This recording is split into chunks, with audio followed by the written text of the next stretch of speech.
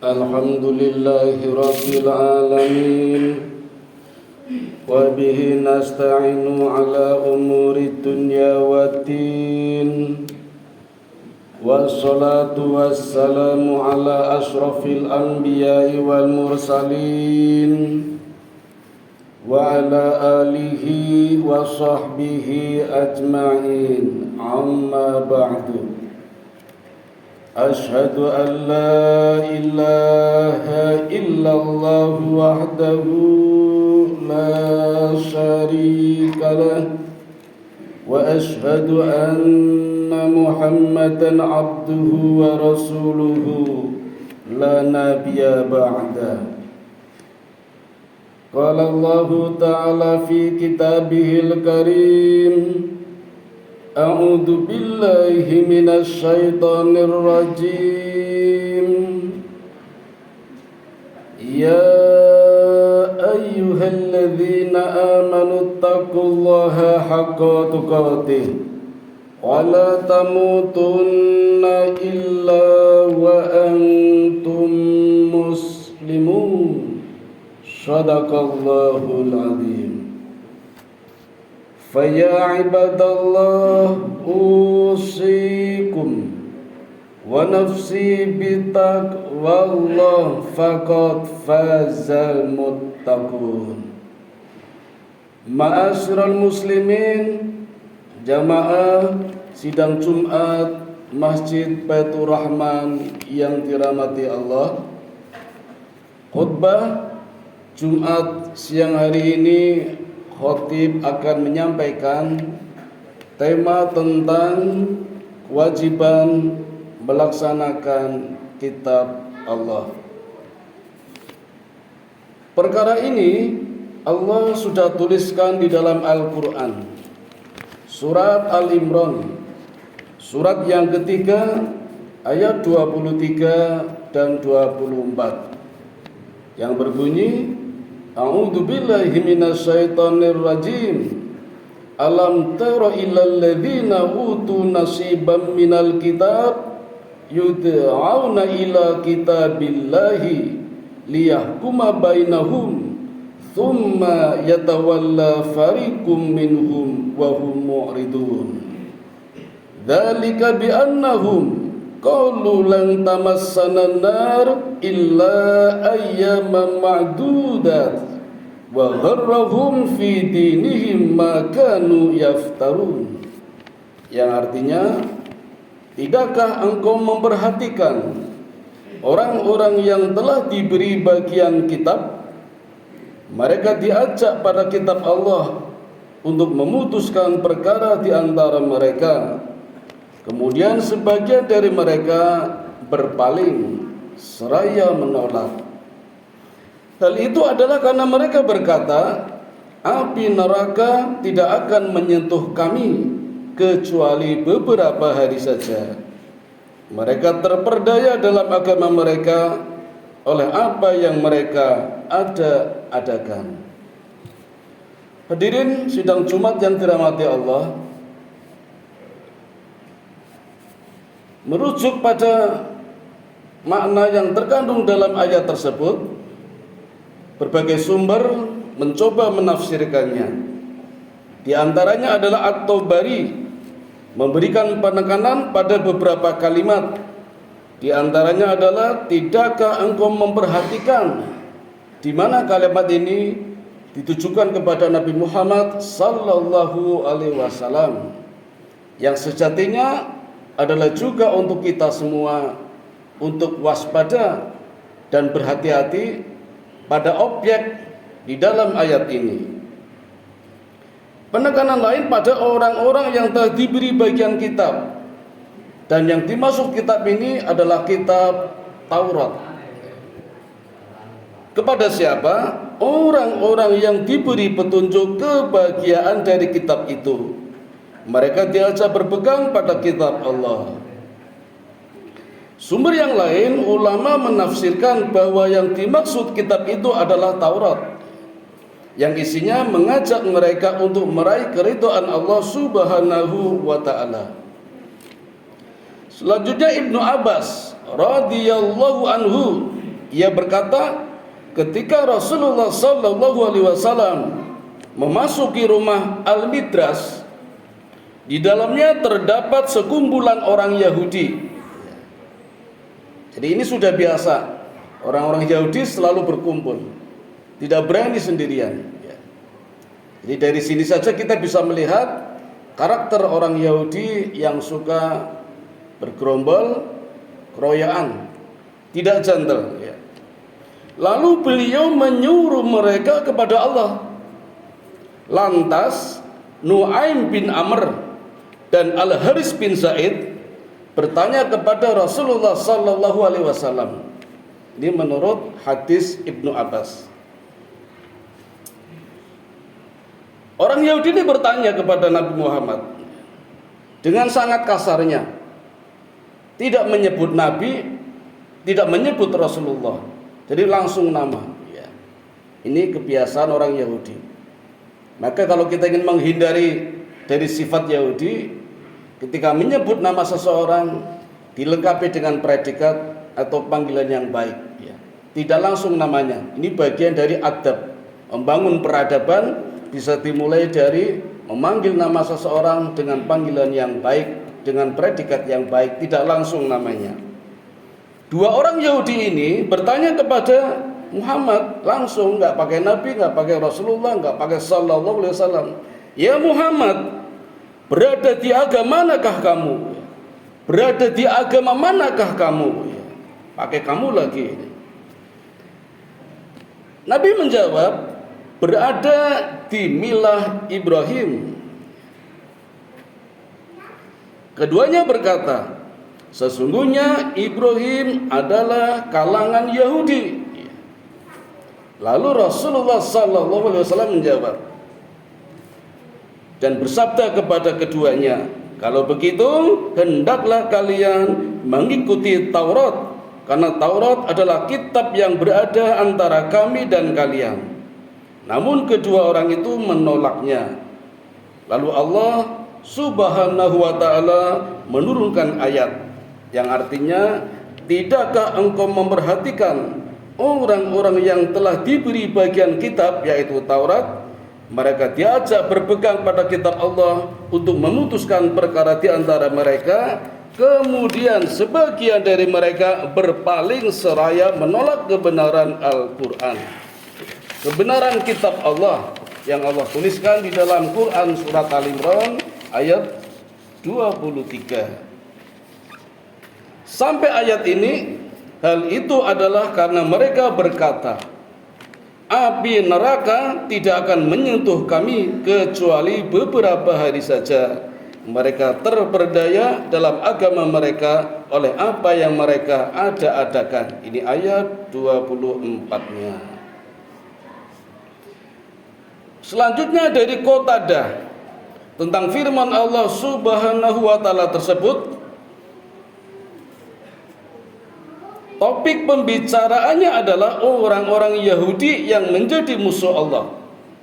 Mereka diseru agar berhukum kepada kitab Allah dalam memutuskan perkara di antara mereka. Nabi mereka memutuskan perkara di antara mereka dengan kitab Allah. Meskipun mereka mendapatinya tertulis di dalam kitab Taurat, mereka tetap enggan untuk mengikuti ajakan itu.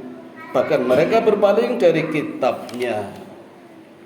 Ini hadirin gambaran perilaku orang Yahudi di mana selalu berhukum tidak dengan menggunakan kitab Allah.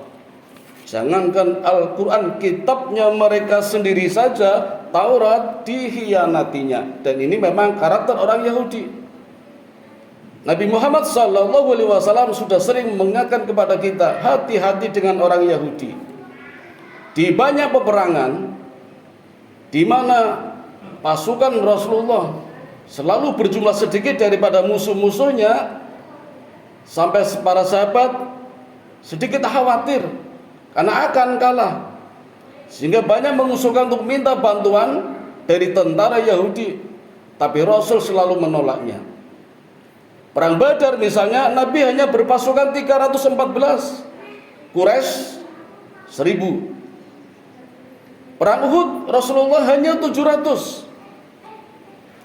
Tadinya 1.000, yang 300 orang munafik mengundurkan diri. Bahkan akan mundur lagi 100. Tapi kemudian dimotivasi kembali lagi 700. Melawan orang kafir Quraisy sejumlah 3.000. Perang Khandaq, Rasulullah 3.000 pasukan. Orang munafik lari semua. Tinggal 300 harus melawan 10.000 pasukan kafir Quraisy. Perang Khaybar, Rasulullah hanya 1.400 harus melawan pasukan 20.000.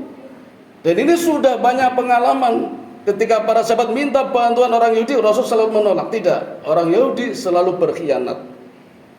Allah pun sudah jelas menuliskan di dalam Al-Fatihah, surat yang sering kita baca setiap hari minimal 17 kali, memberikan warning kepada kita, siratal ladzina an'amta 'alaihim ghairil maghdubi 'alaihim waladdallin. Yaitu jalan yang lurus adalah jalan yang Allah berikan kepada mereka, orang-orang yang telah diberikan nikmat. Siapa? Para nabi dan rasul. Itu yang harus kita ikuti, bukan ghairil maghdubi, bukan orang-orang yang dimurkai. Siapa orang yang dimurkai? Yahudi.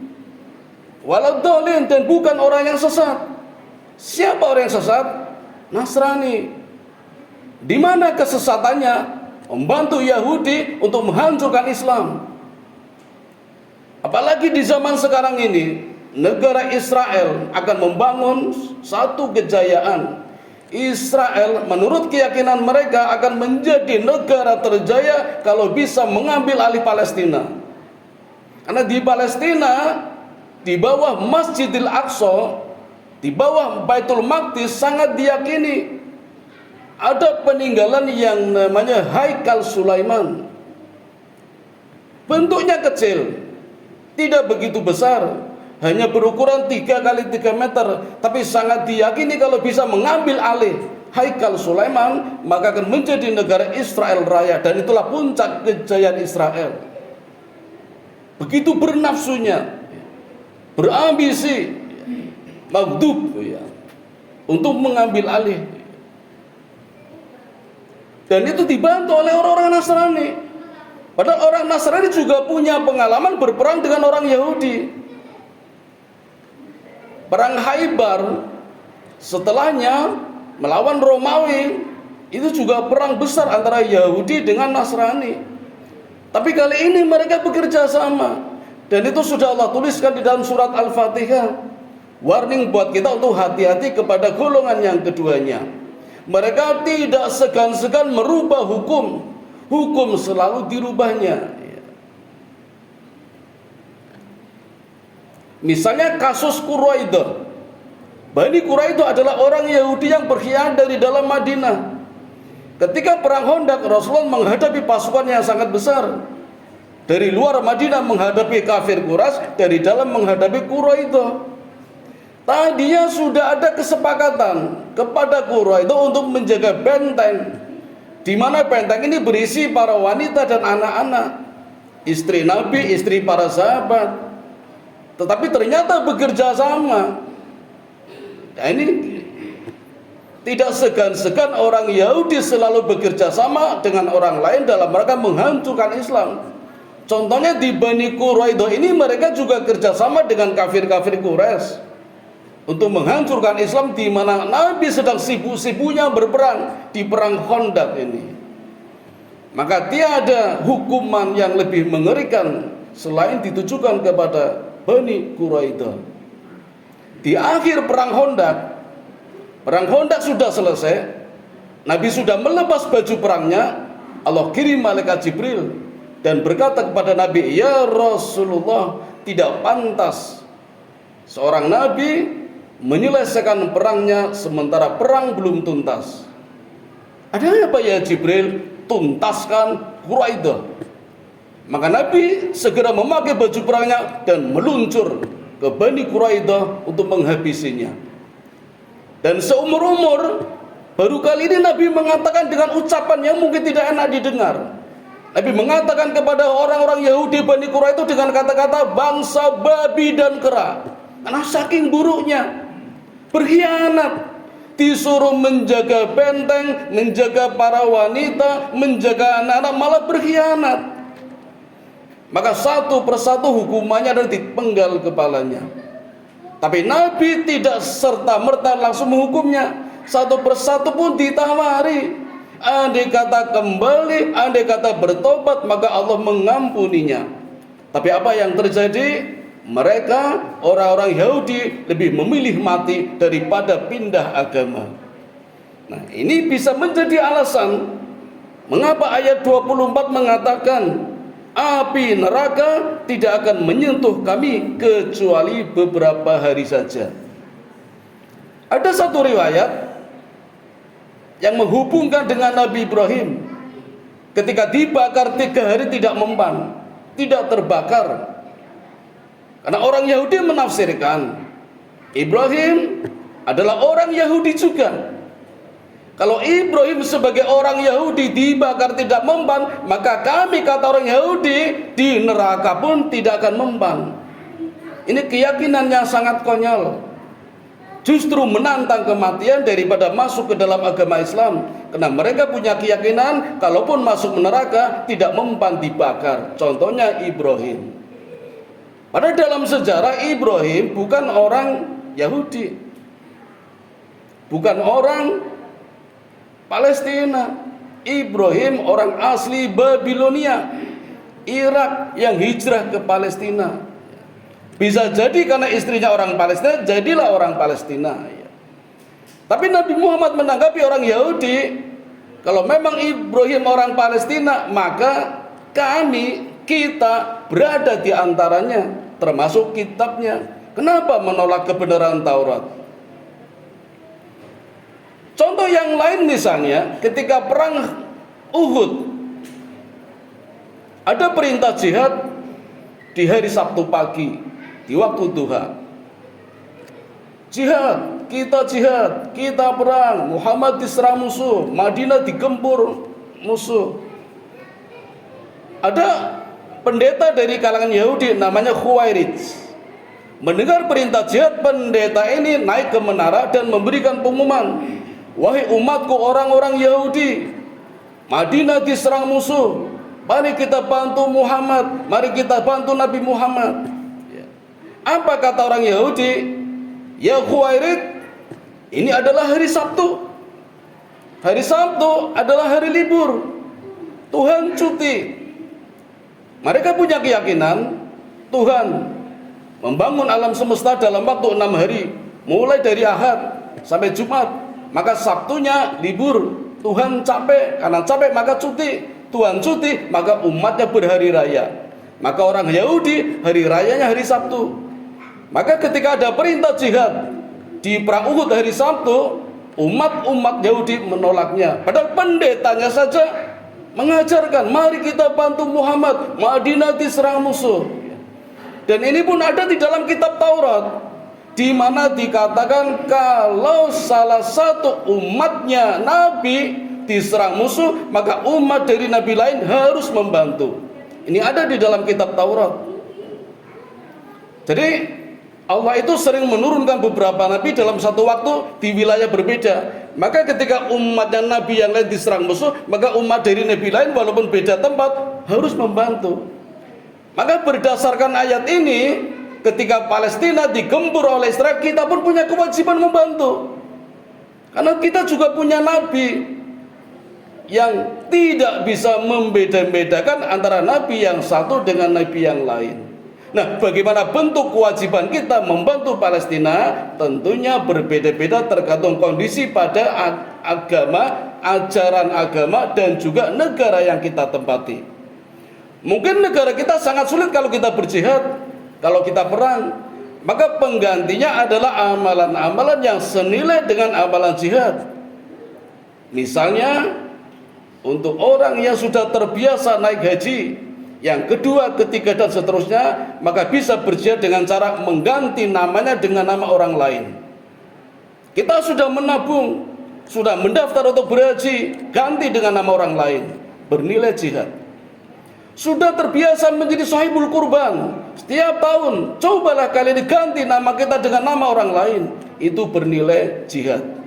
atau berdakwah, menyampaikan ilmu, itu pun bernilai jihad. Jadi banyak macam cara amalan yang nilainya sama-sama saja berjihad dalam rangka membantu umatnya Nabi lain walaupun beda tempat. Dan ini juga ada di dalam kitab-kitab Allah, baik kitab Taurat apalagi kitab Al-Quran. Nah, demikian hadirin gambaran singkat tentang perilaku orang Yahudi yang selalu berkhianat, bahkan kepada kitabnya sendiri pun tidak menjadi pegangannya. Mudah-mudahan kita terbebas dari sifat seperti itu dan kita patuh serta taat hanya kepada Al-Quran yang diajarkan oleh Nabi kita Muhammad sallallahu alaihi wasallam. Amin ya rabbal alamin. Wa qur rabbirfir warham wa anta khairur rahimin.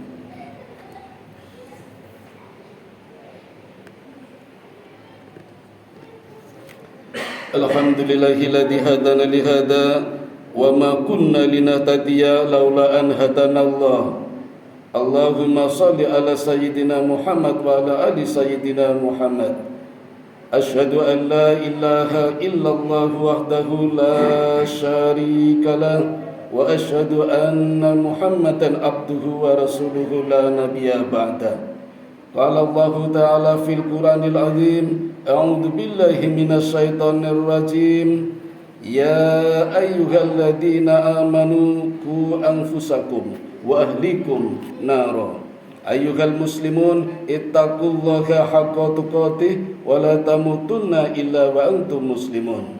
Jamaah sidang Jumat yang dirahmati Allah, sebagai penutup akan saya tambahi salah satu hadis dari Nabi Muhammad sallallahu alaihi wasallam dari Zaid bin Arqam. Ia berkata, Rasulullah bersabda, sesungguhnya aku telah meninggalkan untuk kalian sesuatu yang sekiranya kalian berpegang teguh kepadanya, niscaya kalian tidak akan tersesat sepeninggalku. Salah satu dari keduanya lebih agung dari yang lain, yaitu kitabullah. Dan kitabullah adalah tali Allah yang dibentangkan oleh Allah dari langit ke bumi, dan keturunanku dari ahli baitku. Keduanya tidak akan berpisah hingga keduanya datang menemuiku di telaga. Oleh karena itu, perhatikanlah apa yang kalian perbuat terhadap keduanya sesudahku. Maksudnya, marilah kita kembali kepada Al-Quran dan As-Sunnah. Apalagi di hari kiamat Allah menjanjikan, Allah menyelamatkan orang-orang yang bersahabat dengan Al-Quran. Wahai keluargaku, wahai sahabatku, penghafal Quran, pecandu Quran, mari kita naik ke tangga-tangga yang tertinggi. Tertinggi seberapa jumlah ayat yang pernah kita baca di dunia, itulah yang akan menyelamatkan kita di hari kiamat. Amin ya rabbal alamin. A'udzu billahi minasyaitonir rajim. Bismillahirrahmanirrahim. Innallaha wa malaikatahu yusalluna 'alan nabi. Ya ayyuhalladzina amanu sallu 'alaihi wa sallimu taslima. Allahumma salli ala Muhammad wa ala ali Muhammad kama sallaita ala Ibrahim wa ala ali Ibrahim wa barik ala Muhammad wa ala ali Muhammad kama barakta ala Ibrahim wa ala ali Ibrahim innaka Hamidum Majid. Allahumma ighfir lil muslimina wal muslimat wal mu'minina wal mu'minat al ahya'i minhum wal amwat innaka sami'un qaribun mujibud da'wat wa qadiyal hajat wa qati'us syahwat. Allahumma inni as'aluka ilman nafi'a wa rizqan thayyiba wa amalan mutaqabbala. Allahumma inni as'aluka al-huda wa at-tuqa wal afafa wal ghina. Allahumma ja'alni syakura waj'alni sabura waj'alni fi ainin saghira wa fi a'yunin nasi kabira. Rabbana dhalamna anfusana wa illam taghfir lana wa tarhamna lanakunanna minal khasirin. Rabbana atina fid dunya hasanah wa fil akhirati hasanah wa qina adzabannar. Wa sallallahu ala sayyidina Muhammadin wa ala alihi wa sahbihi ajmain. Subhana rabbika rabbil izzati amma yasifun wa salamun alal mursalin Walhamdulillahi rabbil alamin. Wa la dzikrullahi akbar. Aqimis shalah.